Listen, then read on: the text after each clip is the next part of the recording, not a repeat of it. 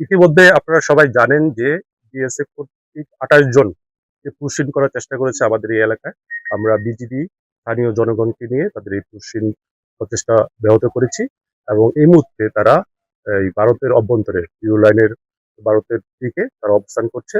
আমরা already BSF কমান্ডারের সাথে মিটিং করেছি। ফ্ল্যাগ মিটিং করার পরে তারা আমাদেরকে আশ্বস্ত করেছে তাদের ঊর্ধ্বতন কর্তৃপক্ষের সাথে কথা বলে এটার একটা সলিউশন আমাদেরকে অতি শীঘ্রই জানাবে। আমরা এই ধরনের বিএসএফ এর যে কোনো ধরনের পুশিন স্থানীয় জনগণকে নিয়ে প্রতিহত করব এবং আমরা বিজিবি এই ধরনের ইলিগাল বিএসএফ এর কর্মকাণ্ডের ব্যাপারে সর্বদা নজরদারি বৃদ্ধি করছি এবং আমরা বদ্ধপরিকর এই ধরনের পুশিংকে আমরা স্টপ করার জন্য। হয়েছে ব্যাটালিয়ন পর্যায়ে, প্রথম হয়েছে কোম্পানি কমান্ডার পর্যায়ে। কোম্পানি কমান্ডার পর্যায়ে তারা তো অস্বীকার করেছে, পরে ব্যাটালিয়ন কমান্ডার পর্যায়ে মিটিং করার পরে ওনারা স্বীকার করেছে যে রাতের বেলা এই পুশিংটা করেছে। তো এখন বিএসএফ কথা বলে এটা সিদ্ধান্ত নেবে কখন তারা এটা উদ্যোগ করে নিয়ে যাবে। ওরা বলেছে ওরা বাংলাদেশি, বাট ওরা বাংলাদেশি বললেই এটা সলিউশন হয়ে যাবে না। বাংলাদেশি তাদেরকে প্রপার চ্যানেলে কূটনৈতিক মাধ্যমে এটা প্রমাণ করতে হবে, ভেরিফিকেশন করতে হবে। দেন তাদেরকে আমাদের যে প্রচলিত পদ্ধতি আছে আইসিপির মাধ্যমে তাদেরকে হ্যান্ড ওভার করবে, তখনই আমরা তাদেরকে বৈধভাবে গ্রহণ করতে পারবো।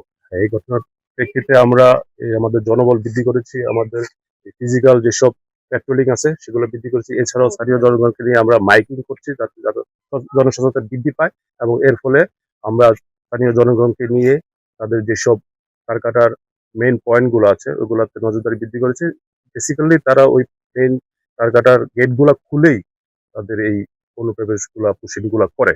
তো আমরা ওইগুলা নজরদারি করছি, আমরা আমাদের টহল বৃদ্ধি করছি, জনবল বৃদ্ধি করছি এবং স্থানীয় জনগণকে আমাদের এই জনসচেতনতার মধ্যে নিয়ে তাদেরকে আরো বেশি সচেতন করছি যাতে ভবিষ্যতে এই ধরনের পুশিং আমরা stop করি। আমরা 24 ঘন্টায় টহল করছি। এছাড়াও আমাদের থার্মাল ইমেজ যেগুলো রাতের বেলা ড্রোন আছে ওইগুলো দিয়ে আমরা এই টহলগুলা করছি। এছাড়াও আমাদের নাইট ভিশন গগল আছে যেগুলো রাত্রে বেলা স্পষ্ট দেখা যায়। এছাড়াও আমরা বিডিবি এবং আনসার গ্রাম পুলিশ ওনাদেরকে সম্পৃক্ত করেছি যাতে করে আমাদের টহল আরো বেশি কার্যকর, আরো বেশি শক্তিশালী হয়ে ওনাদেরকে এই নজরদারির মধ্যে নিয়ে আসতে।